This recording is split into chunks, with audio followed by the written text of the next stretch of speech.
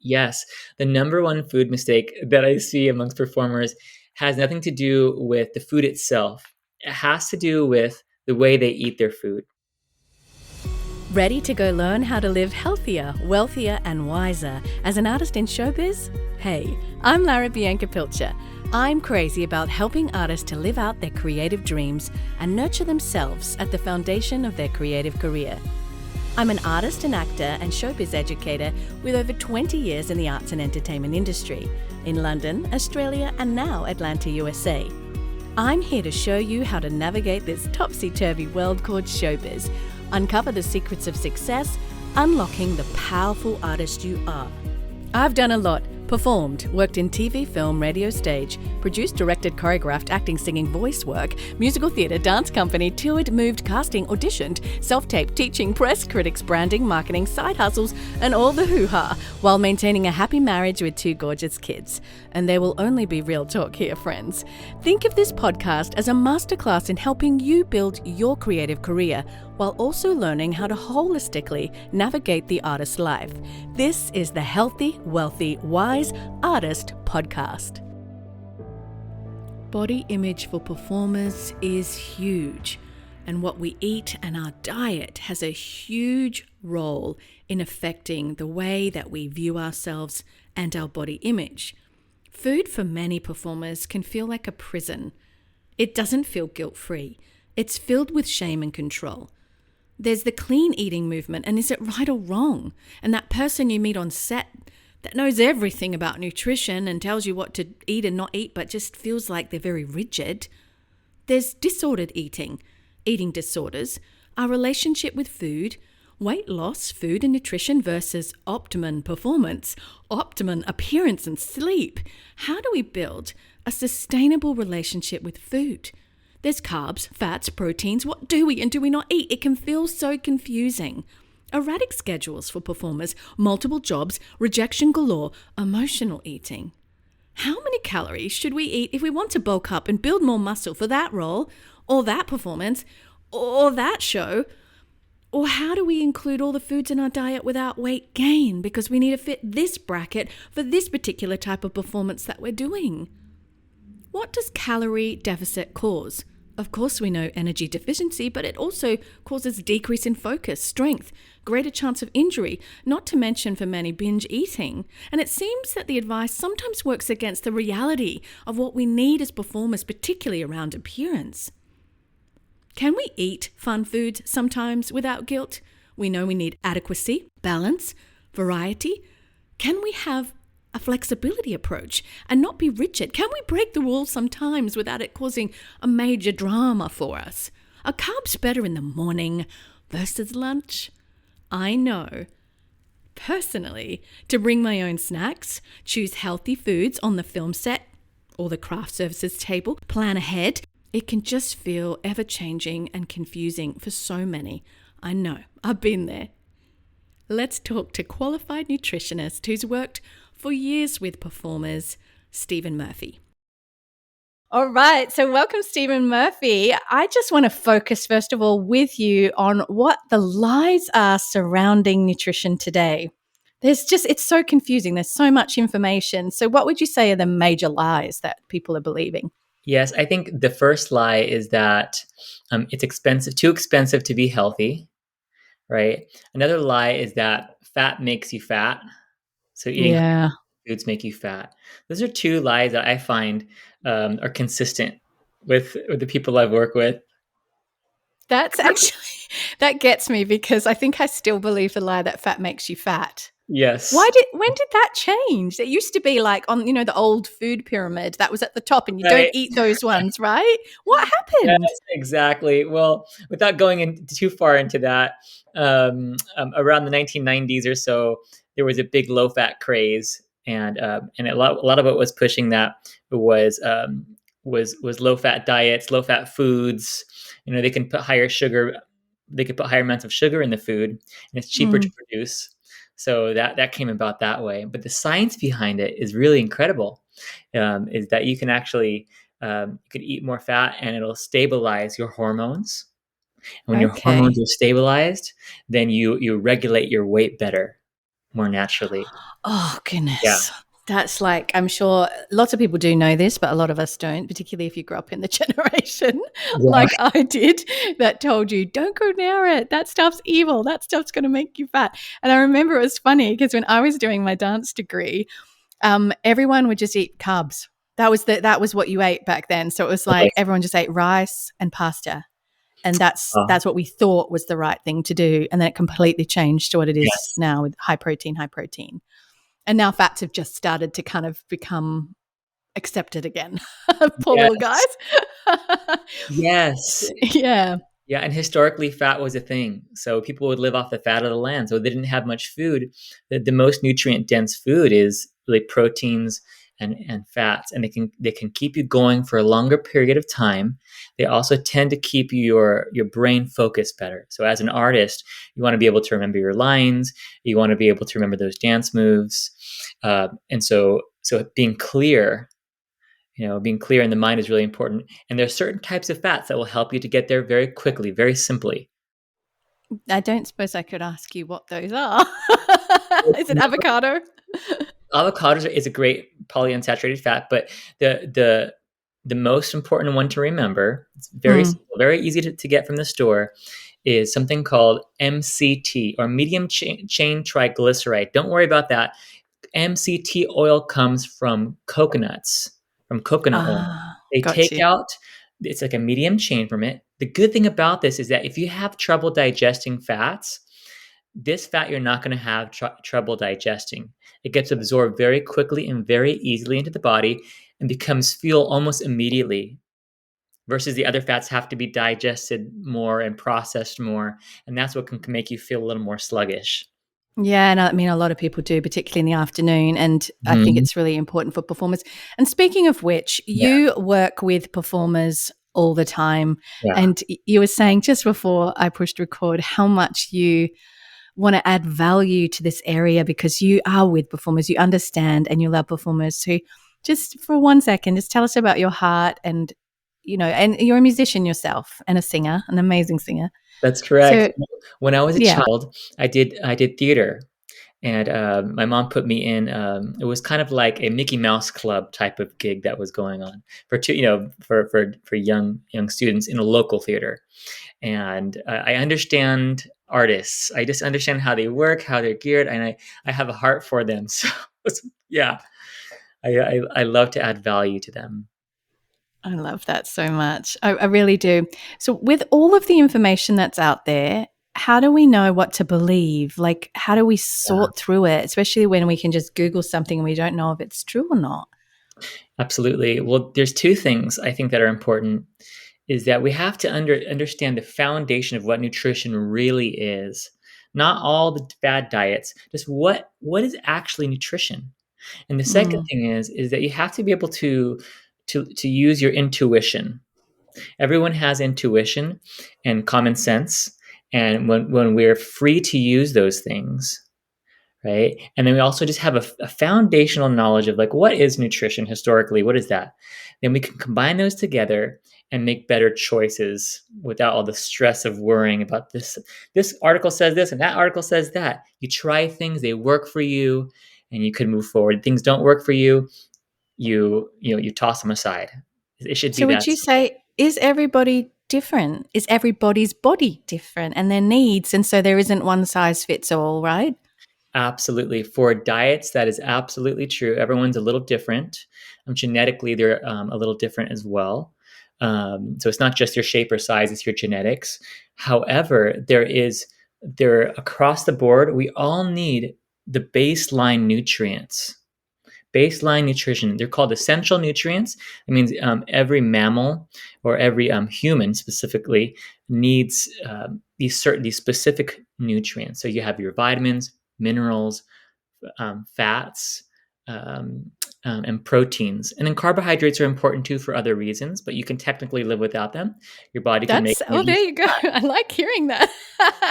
You technically can live without them, but it's important to have them. It's important to have them because they're important for the good bacteria that's in your body, and so they're important too. Okay, so we can't completely ignore them, but then I think we get confused because there's breads and there's pastas, and that's what we kind of go, oh, that's your carbs. But then complex carbohydrates is different, right? Mm. And Yeah. not that I'm wanting you to have to recite a PhD right now, but but complex carbs, is it true that they are in fruits and other sources that maybe we're not aware of? That's correct. So when you think of a complex carb, it's going to be like a vegetable, for Okay, example. yeah, And so what makes a complex carb complex is that it's not simple. So that's interesting. yeah, simple carbs and complex carbs. So a complex carbs means that it's going to give you more of a long-term energy from eating. Is this the GI thing that we hear about? Low Yeah, and high it's GI? got Yeah. fiber in it. So it's Hmm. so when you think of carbohydrate, I want you to think of sugars. Okay, you're Okay. consuming sugar. When you consume sugar, you get a quick spike of energy and then you crash. When you consume a complex carb, you're also consuming sugars, but you have enough fiber and minerals in that food product, like that vegetable, for example, or that sweet potato, Hmm. where it's going that energy is going to be time released and released slowly over a period of time in the digestive tract. It's going to be absorbed more slowly. That's what makes a complex carb healthier for you than eating like a refined bread products, which That are going to makes turn more sense. quickly, Yeah. more quickly into sugar in your body. Do you think the good old white potato has got a bad rap, or is it like stick to sweet potato? Well, sweet Of course, potatoes, French fries we don't do. That's not what we're talking about. But good old yeah, that's baked a great potato. question. Yeah. So typically a sweet potato is going to be better for you because it has more minerals in it. That's Mm. correct. But white potatoes can be eaten if they're eaten with something else. So you don't just want to eat them by themselves.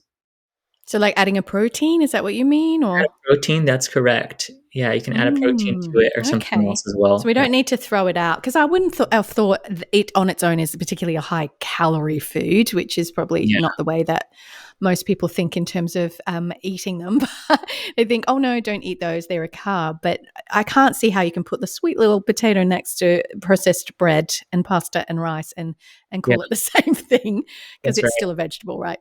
Yeah, and you just limit your intake of it. So if I'm having potatoes every single day, we know that the Irish used to live off of them at a certain point when they had the famine. So they are nutritious. The skins are very nutritious. So long as you don't want to eat the skins if they're baked. If they're broiled, that's fine.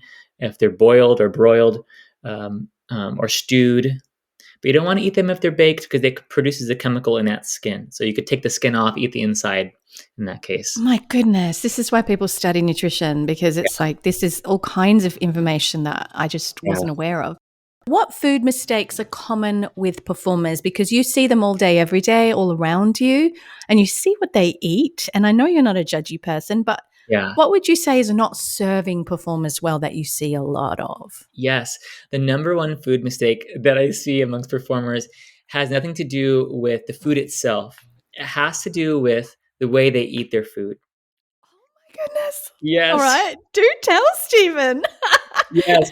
So, when you're a performer, you're on the go. You only got a few minutes until your next cut or your next performance or practice or whatever it is that you're doing. And so, what I notice with performers is that they'll eat really fast and push it all down and then go on to the next thing. And our bodies just do not love that. Our bodies want to be taken care of. Our bodies are like a baby. They want feed me, just like take time with me.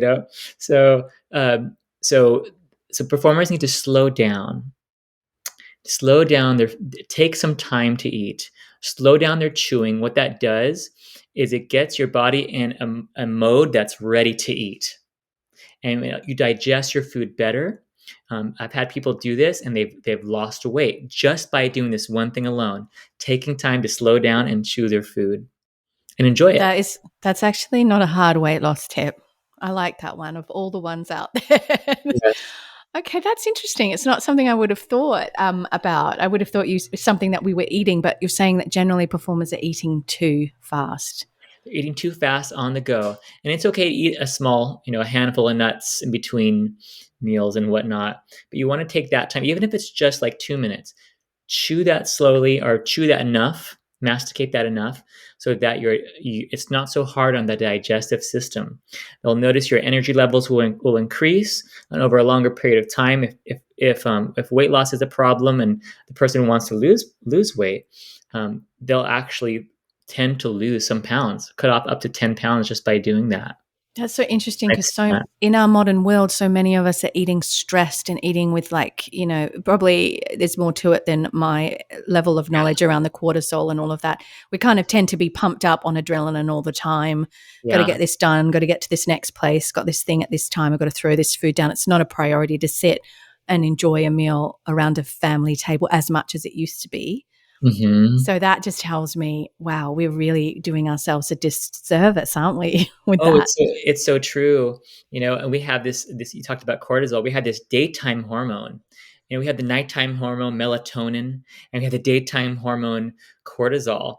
And that daytime hormone um, is you need enough protein to keep that daytime hormone going in your body, producing in your body, so that you don't get fatigued. And so that's important in the morning when you the first thing that you do when you wake up within that first hour is you want to have something with protein in it. Protein in the morning. So are we talking about eggs? Or is our Western diet just not really cutting it in terms of proteins in the morning? Eggs are a great source, unless you're allergic to them or you're sensitive to them. Egg pasture raised eggs or raised eggs from pasture raised hens are a fantastic option for protein. They're complete protein. That's actually good to know. And would you say if you're just doing like the leaner diets like egg white, is it the same or is it the yolk that we need? You need both because you need the fat and the protein. So you imagine the egg whites and then the yolks. One is more has more protein in it. The egg whites and the yolks have more fat in them, but that fat's going to be important for your hormones. So you actually need Mm. both, as well as the eggs for building muscle and whatnot. So, Stephen, particularly dancers, actors, but really all performers and artists, are there foods that we should avoid? Of course, there are. Of course, we all know we should avoid fast food, but we still do it because we're on the go. Um, but the foods that we should be avoiding are foods that have chemicals in them, and for this reason. So we have the hydrogenated fats that have been altered. They've been altered so that they can stay on the shelf for a longer period of time. You see, when we put those fats into our body, Lara, those fats are hard to get rid of. You see, and then when we put foods that have pesticides on them into our body, it disrupts the ecosystem of our intestine, and our intestines are about 70% of our immune system, and that affects our entire health, weight, our brain function, everything. So when we talk about eating clean, what we're really talking about is trying to stay away as much as possible from foods that are genetically modified, or eating foods that have been sprayed with pesticides to use a vegetable wash to get those off. That's really, really, really important. That's what I've seen. Yeah. You said vegetable wash. I've never heard of that. What is a vegetable wash? Yeah, so vegetable wash. It's a formula of vinegar and natural substances that help to break away those pesticides that can still be on the fruit. So it's not enough to just rinse off your vegetables if they have pesticides on them. This is why I would recommend for someone to eat organic if they can, or at least non-genetically modified, where genetically modified foods have a pesticide genetically built into the food, and so you can't get around that. So that's the problem with those foods. Now, Trader Joe's, if there's a Trader Joe's wherever you live, they don't sell genetically modified foods at all, and so that's a really easy place to go to because you're not having to look at every single label and worry about what you're eating. I love Trader Joe's, and I only just started experiencing it a year and a half ago. And is Sprouts, are they similar or are they just farmer direct? Would they be in the US? Yeah, they have a lot of great products there. I do like Trader Joe's better because that's like their policy. I'm not sure what Sprouts policy Ah, is got you. with Yep. that. Yeah, and Mm. the prices tend to be more even at Hmm. Trader Joe's as well. So they don't price gouge No. there. So they try to keep their prices as even as possible. And I know for my Australian listeners that health food stores are more common and getting products, Yeah. it's quite easy in Australia. They really love healthy lifestyle, so that's not Oh, challenging. wonderful. And UK listeners, I used to go to all the major stores, so I wasn't going to any health food stores, but I know that they have plenty around. So you'll have to tell me, get on my Instagram and tell me where in Yes. the UK you can go, so I can let other people know to get food that you just know is safer for you. That would be fantastic. All right, well, I've got Yes. another question that I forgot to ask you. What does a nutritionist do? Because I used to be a little bit arrogant, thinking I know so much about food, but what you've just shared with me, I'm like, I don't know anything. So, what does a nutritionist? And you said you Yeah. were also a coach for what was Yeah. that? Functional medicine. A functional Functional medicine medicine coach. coach. Okay, so you must tell the Yeah. listeners what is that and why it. Yeah, because I'm really starting to value it in a way that I didn't really understand, and I'm sure there's many others that do as well. Yes, and so what a functional medicine practitioner is or physician is they have their own practice. So whether they're a medical doctor or whatever type of physician they are, they've also learned functional medicine. What that means is they try to get to the root cause of the problem versus mask the problem or numb the symptoms of a problem. So that's what I do as well is I've actually been certified. I took the practitioner training, but I just decided to be a coach instead. It's a little easier that way.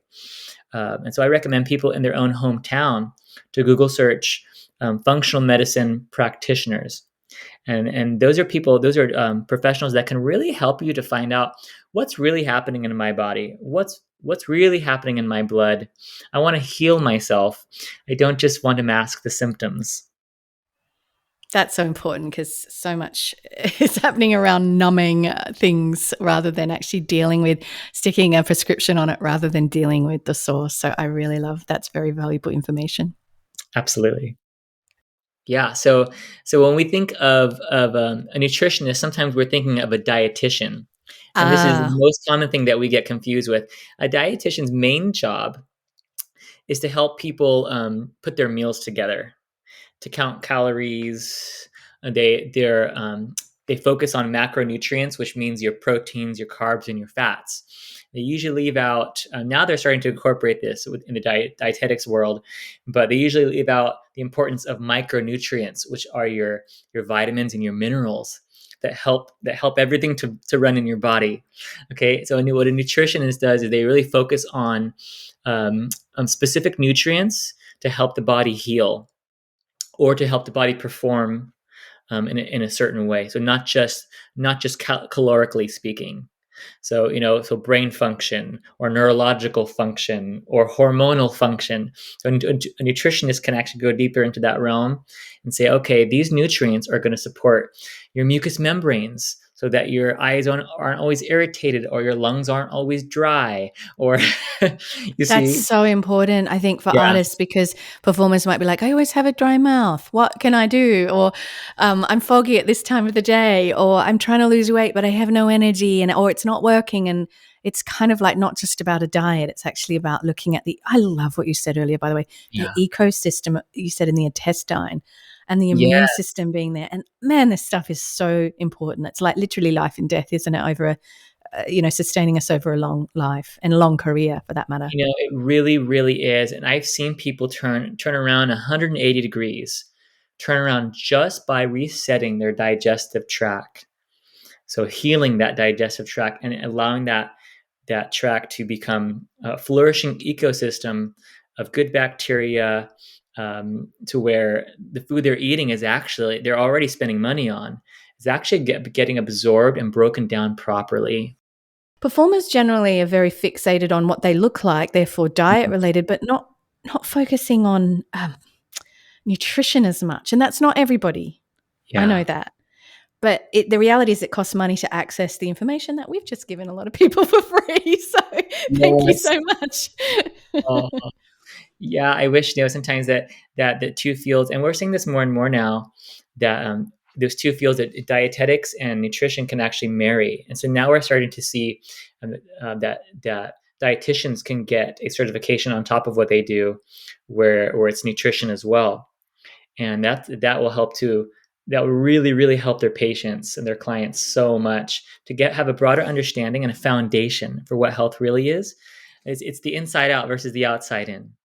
What you're saying actually makes me think, as we're looking to find, and I know your books are full, which is great for you, but as people are looking to work on this area, they should look for somebody who's a nutritionist, Yeah, maybe as well as a dietitian, so that those absolutely. things, they can find a program that's right for them personally. Yeah, a nutritional therapist, even like a health coach, can be beneficial as well, because they're going to help walk them through that.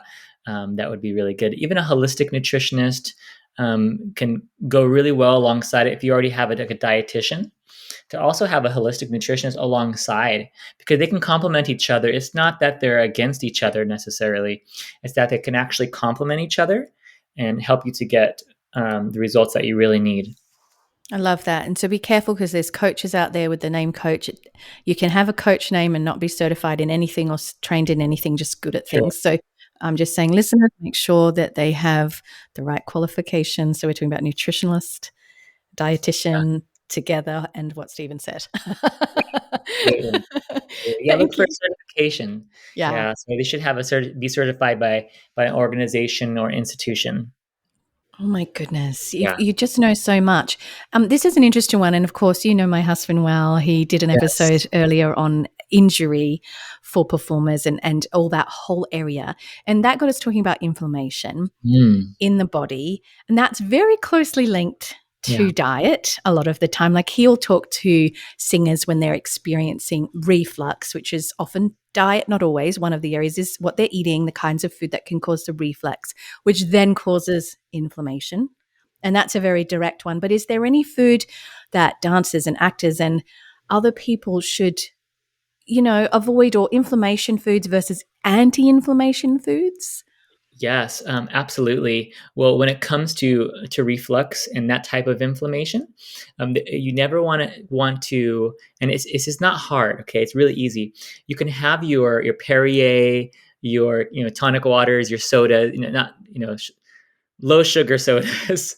You can have them aside from your meal. So when you have like a Perrier soda water with your meal, then what that does is it slows down your digestion, and then you have to pass those proteins into the digestive tract, and it causes inflammation. I didn't know So that. Oh my goodness. So yeah, are so you that's one of saying the big don't things. drink? Is it just the fizzy ones, just the carbonated, or all drinks? So yeah, just the fizzy. So the fizzy drinks with the meal. You can have a little bit of liquid with your meal, not a lot, maybe about 4 ounces or so. But I try to stay and tell my clients to stay under, like, 6 to 4 ounces of liquid with a meal, because it will inhibit digestion, and that will cause inflammation in the digestive tract. But in Yeah. regards to inflammatory foods, is that you want to eat foods that are not fried. You want to stay away from fried foods. And you want to have foods that are the least processed. That makes sense, because all those additives contribute to that load in the body, which contributes to inflammation. And so foods to incorporate, though, would be, you definitely want like blueberries, raspberries. The berries are great anti-inflammatory foods. It's good because I love my berries. Yeah, absolutely. I really do. And generally, too, I don't know. I mean, should we still even talk in terms of calories, in terms of weight loss? Because I know they're low Mm. calorie, or is that not the way to define somebody who's wanting to keep weight down, like particularly for dancers, where it's part of Yes. the job? Yeah. Yes, anyone who has an emotional issue with food, I would cut out the term calories and trying to get calories, because that usually keeps them stuck. It makes them Mm. feel even worse, like they can never achieve what they need. However, there is a science to calories, and calories equal energy. So if you're an athlete, you use that caloric intake to help tell you how much energy you're going to have. However, calories carry differently with fat than they do with protein, than they do with carbohydrates. So, what we've been taught a lot is it's all, like you said, changing. Some of these things are changing. It's not that they're changing; that they always were different, but now we're understanding that. So your That makes calories will be sense. different from carbs than they will be from fat. So it's Yeah. not completely accurate to do it that way. I know, and I remember years ago, like when I was I mean, I'll tell this story another day in another episode, but I had an eating disorder because I was a dancer, did a dance degree, and all through high school was in a specialist dance program. Mm, And everybody, I learnt very bad patterns of eating at that time. And I remember it was just all about calories and all about like yeah. avoiding certain foods, and it was just very unhealthy. And I'd say that it's not, particularly in dance, I'd say that there is still unfortunately a celebration of the less you eat and the thinner you are and the less you eat. That's almost celebrated, and it's not like Mhm. that with every art form. Actors obviously want to fit a certain type. Musicians, from what Andrew's told me, being one himself, and you would know, don't Yeah. tend to be as careful because it's not as much about, unless they're a singer songwriter, that's going to be different. But if you're kind of Yeah. hiding behind drums or a guitar, maybe it's a little bit different. I don't want to say that for everyone, but have you found Yes. there's a difference with the different artists around you on the daily, like with the way they approach food? Oh yeah, totally. I would say musicians are more laid back, and then dancers are very like strategic, and they try to be disciplined. Oftentimes they just don't know what they need to eat, so they'll have like a high carbohydrate. They'll eat oats and everything carbs in the morning, and then by 11 o'clock in the morning they're already feeling like they're crashing. And so So that's really where we get back to what you said earlier, is like yeah. protein in the morning. I'm so glad you said that. Is there a time of day we should be having carbs, or do we just never have carbs? No, carbs are not evil. They can be friendly to us. I like to cycle them. And uh, so if I'm going to have carbs, I'm going to have them at least 3 hours before I go to bed. But I tend to like, now every physical body is different. They are geared a little differently. I tend to like having carbs later in the day when I'm done with the bulk effort of my work throughout the day. The hardest part of my work in the day, and so I'll have carbs a little later on. And I like getting most of my fuel from fat and protein. That's so interesting because I've heard things like don't eat carbs after 4. I remember before I got married, I was like under that mindset. And so I never ate carbs after 4 p.m. I don't know why. You look back and you think, what on earth? And then it was like only eat them in the morning. So it constantly changes. But I like what you're saying. But you're talking more, it's about how we spike up and down Yeah, and you after have to carbs. you have to feel that out for yourself as well. So what I do might be different from someone else, and so you test it. So you become your own little investigator, and you test. Okay, when I have a bowl of cereal in the morning, I'm not saying that I recommend to eat cereal, but if I have a bowl of cereal in the morning, how do I feel? For the next three days doing that. And you'll and the an artist will notice if they take note. I recommend for them to keep a notepad with them. Oh, I ate cereal this morning, and I feel mediocre. I feel so this afternoon. I ate cereal the next day. I feel so. The next day I feel so at the same time. Okay, let's shift it up now. Okay, let's try higher protein, higher fat in the morning. How do you feel for the next week? And usually, maybe the first day they might not feel so good, but then after a few days of doing it, and I've tried this with many of the artists, and they start noticing, oh, Stephen, I have more energy throughout the day. I feel less brain fog throughout the day, and I see that consistently with, especially with dancers.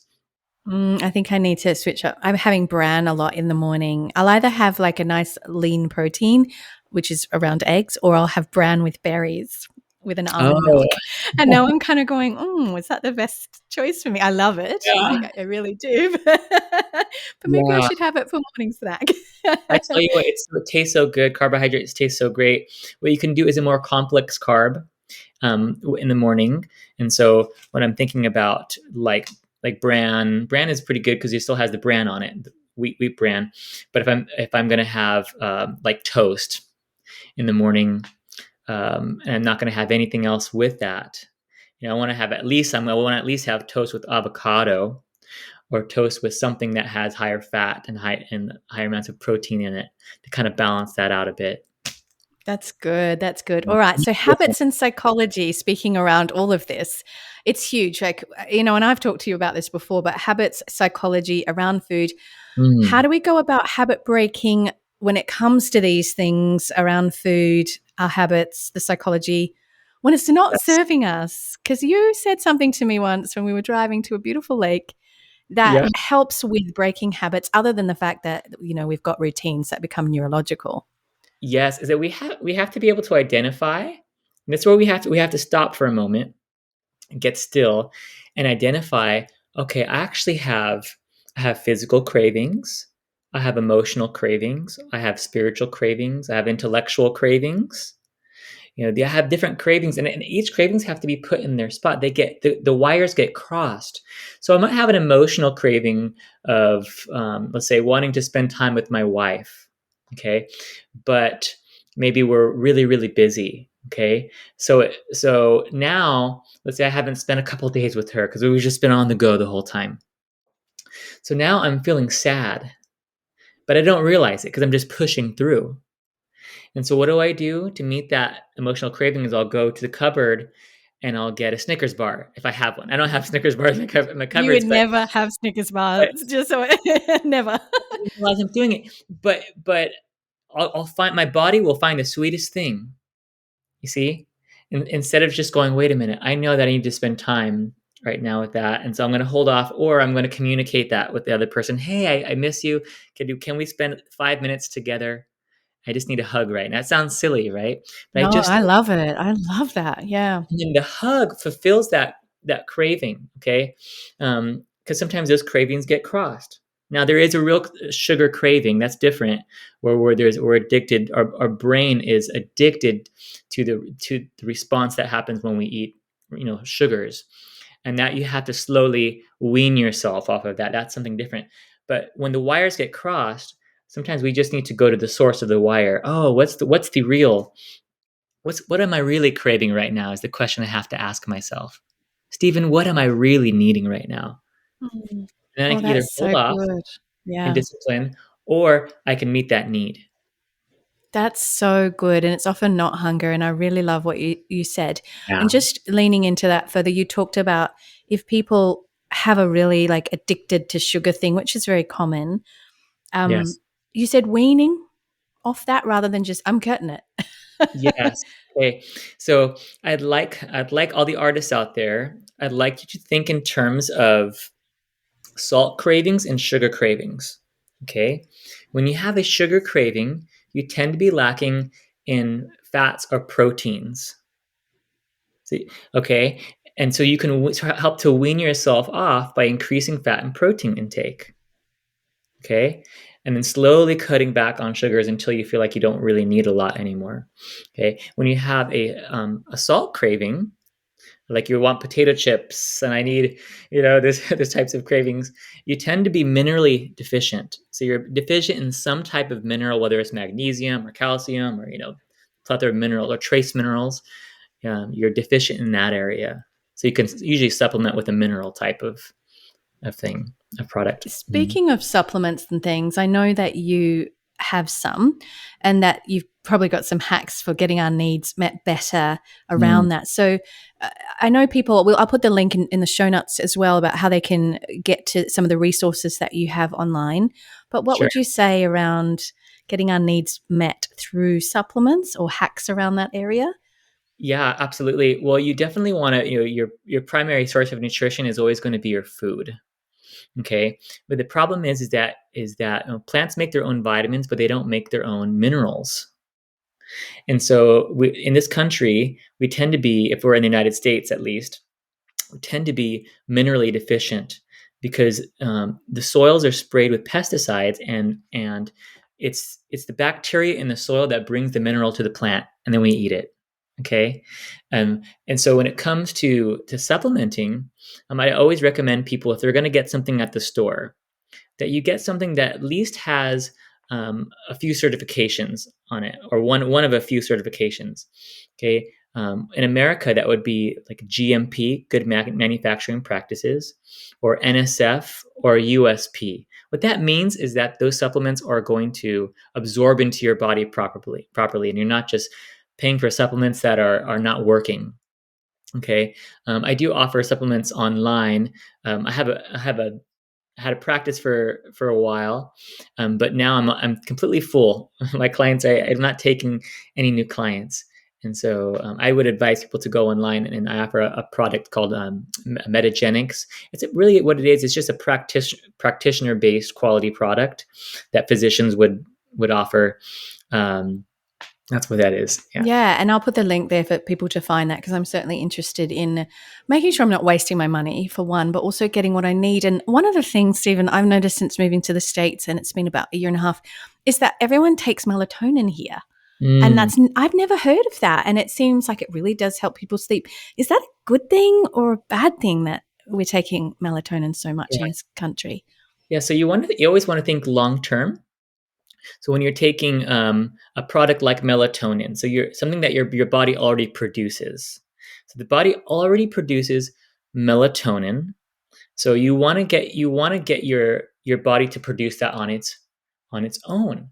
So this is how you do that. Okay. So that's we want to try to that's the number one thing. Try to get your body to produce what you would take from a supplement if it can on its own. The way you do that is by getting to bed earlier than you probably are right now. So that's before 10 o'clock. So when the sun goes down, the light goes down. So we need to turn the light down in our homes as well. So you want to use like an amber type of lighting in the evening. What that will do is that will start to increase your melatonin production naturally. And when you go to bed, you want to make sure that the lights are turned off to keep that melatonin production amped up. Now, in regards to taking melatonin supplements, it's not going to hurt you to take them, but in the long run, it's better to get that naturally. So there's this idea, and I'm not sure if this is actually proven scientifically yet, but there is this idea that when your body can produce it and you're taking it as a supplement, that your body will start to produce less of it. So whether that's 100% proven or not, I'm not sure, but there is this idea in the field that is so. So yeah, you want it. So it's not wrong to take it if you need to, but try to produce it on your own. I like that you said that because I just watched on Netflix the Xanax, which is not a drug that I'd heard of outside of America, but now that I'm living here, Mm, there's this Xanax thing in the US, which is an yeah. anti-anxiety, I think maybe anti-depression, but mainly anti-anxiety, like really, really works. But what they were saying that was interesting is what you just said, is that for some people that had been on it long term and their body, when they came off it, they noticed that their body wasn't medically producing what Mm, it needed anymore at all. It's like the brain just switched off. I don't need it because this drug is actually blocking the use of it entirely, or whatever it is. I'm probably saying it all wrong, but yeah. I just thought that's an interesting thought around anything that we put into our body, is making sure that it's not going to have that Yeah. effect. And sometimes we don't know until it's proven and researched, right? Absolutely. Yeah, and there's always competing information, and there's cases where people their body does start working again. You see, so the body has the ability to heal itself. So now, if you're lacking in melatonin, you could amp that up in certain ways, but naturally speaking, by certain foods. But when it comes to sleep at night, which is what we're talking about in the way of melatonin, there's also another hormone called serotonin. It helps to relax you. You're going to get that from dark chocolate. Oh, I say, well, hello. you're gonna get some You just chocolate. got me at the word chocolate. Yeah, but you also have to remember that chocolate. I know, right? Everyone gets excited when we talk about chocolate. But chocolate also does have caffeine in it, some caffeine, and it can have sugar in it as well if you're eating it in certain forms. So to help relax your body, you can have a small cube of dark chocolate. See, that'll help to relax the body. Also, calcium and magnesium is important, and they go together. But it's magnesium itself that relaxes calcium is for contracting, and magnesium is for relaxing. So magnesium Hmm. will help to relax the body, and it'll help you to have a better night's sleep. It's natural; your body needs it, and especially if you're a dancer or an athlete, you're going to sweat out magnesium more often. So you're going to want to replenish those magnesium stores. And I always recommend doing magnesium with vitamin D and calcium and a plethora of other minerals just to help. They work as a family to balance that out in your body. That's such good advice. I so appreciate that.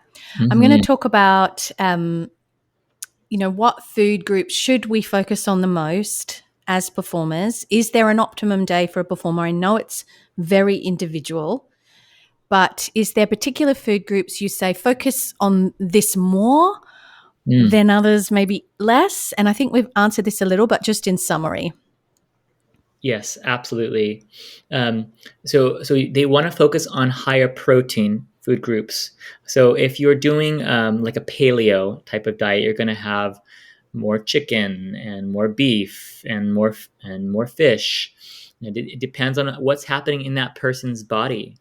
So I'm also a functional medicine health coach as well as a nutritionist, and so when someone's dealing with, let's say they have a gallbladder issue, then the amount of fat they can have from some of these higher protein foods will be they can't digest that. So we have to adjust for them.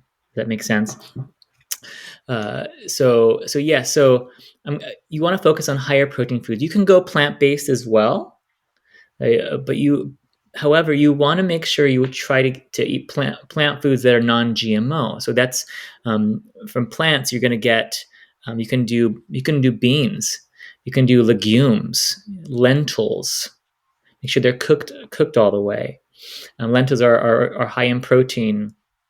Um, you want to try to stay away from edamame and soy products if you can, for the reason that most of those soy products are GMO, and there's a fermentation process to soy that makes it healthy for you. And unless that's done properly, like they do in the Asian countries, it makes it causes you to have more estrogen in your body than you should. So you want to focus on the protein foods, plant based and animal based. I really like that. And would you say then, because the big thing I hear almost weekly, I'm doing keto, and I know this is very sensitive, so tread carefully, but is Absolutely. that a good diet or really not entirely balanced? Like every diet that's come and gone, because I remember there was Atkins and blah, Yeah. blah, blah. Yeah. Yeah, so I love this question. Is that so? Keto was originally a diet that was created for epileptic patients in the early 1900s. And they got amazing results.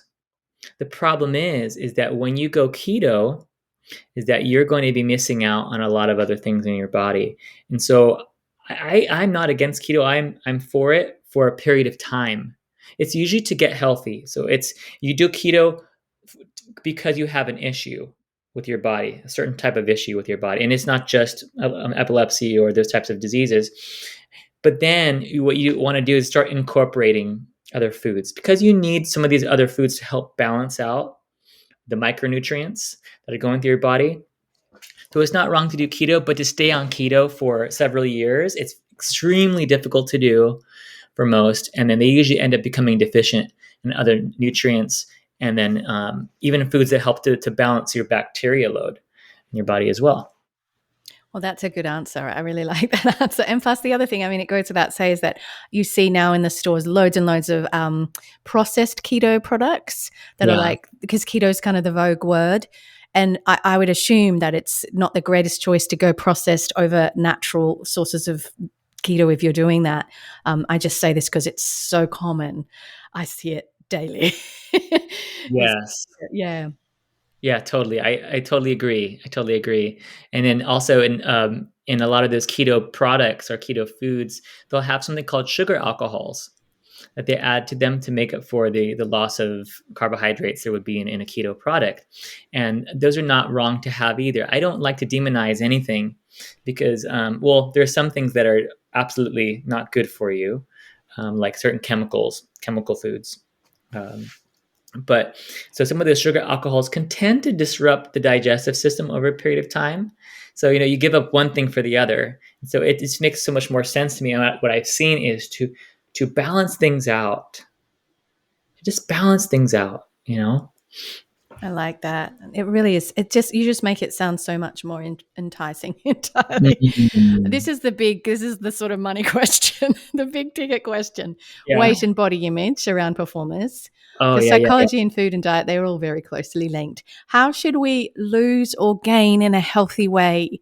Because this is very common, whether you're losing for a role, you're losing because you're a dancer and you need to look a certain Yeah. way, you've got a tour coming up, you want to lose a few pounds, or you have to gain because you need to look bigger for this role. I think of Bridget Jones' Diary and what Renee Zellweger had to do, or you need to gain bulk out because you're not booking because you're not quite fitting the muscle category, or you're not quite fitting the other categories, or whatever it is. Yeah. You just want to look better in general. How do you do it healthily? Because it seems very difficult to actually nail that well. Oh, absolutely. So this is very difficult for people to do on their own, is what I found. It's very, very hard. This really begins with your identity, and being okay with the skin that you're in, and then loving yourself enough and having enough compassion on yourself to be able to have a plan of action that's not necessarily perfect, but you have to see yourself as, if you can imagine, if you had a child or a baby, you would love that child and you would take care of that child, right? And you would do what was best for it. You wouldn't overwork the child or underwork the child. There's a balance there. And so what I always recommend for people with body image is to don't do it on your own, but get a coach or a life coach or a nutritionist or a therapist to help you walk through that, because you're going to have really bad days and hard days and really good days, and you're going to need someone to call or someone to talk to help heal, help heal the root issues of body image. It goes so much more deep than just the food you're eating. Yeah, that's a really good answer. And it's not simple, and it's not a one size fits all, is what I'm hearing you say. And I think that's really important, because there's so many Yeah. do this diet and it might not be what's right for you personally. Gosh, Stephen, thank you so much for your time. I will put the links that people can find what you recommend in terms of supplements into the show notes and on the social media platforms as well. But I feel like, wow, how blessed is your wife to be able to, she's one of my besties, Nicola, but like to Oh, be able to have access to this information. And I just think, wow. And I know people say that for me too, because if I have an injury, my Andrew's a physical yes. therapist he can just fix it and I don't have to pay. But I thank you so much, because this information is so vital and so interesting. And I don't think I realized the difference between dietitians, nutritionists, and functional medicine coaches. And I think that what you do is just incredibly vital, and what you know is so precious. Thank you, Stephen. Oh, I'm so glad. And one last thing, keep it simple, use Thanks. your intuition, and just learn that the foundation of nutrition is that you need all the essential nutrients and you build on top of it. That's all I have to say. That's fantastic. Thanks, Stephen. Absolutely. Hey, on my Facebook, there is a Healthy, Wealthy, Wise Artists group made up of a tribe of artists seeking to live the healthy, wealthy, wise artist life. They ask each other questions and throw around ideas. You can join the Healthy, Wealthy, Wise Artist Community private Facebook group at Lara Bianca Pilcher on Facebook under groups. Phew, today's masterclass is done. I love reaching back and saying, I've done this, and helping you learn the easy way. If you want more, head to larabiancapilcher.com for show notes, links, freebies, my blog, coaching and courses, and you can also head to my socials, Lara Bianca Pilcher on Instagram and Facebook. I'm also on Twitter and Pinterest. Thanks again for listening. Please leave a review on Apple Podcasts. That would mean the world to me, and I'll give you a shout out. And of course, keep on living the healthy, wealthy, wise artist living towards your dream life. Bye, friends. P.S. Shout out to my hottie hubby, Andrew Pilcher, who does all the editing on this podcast.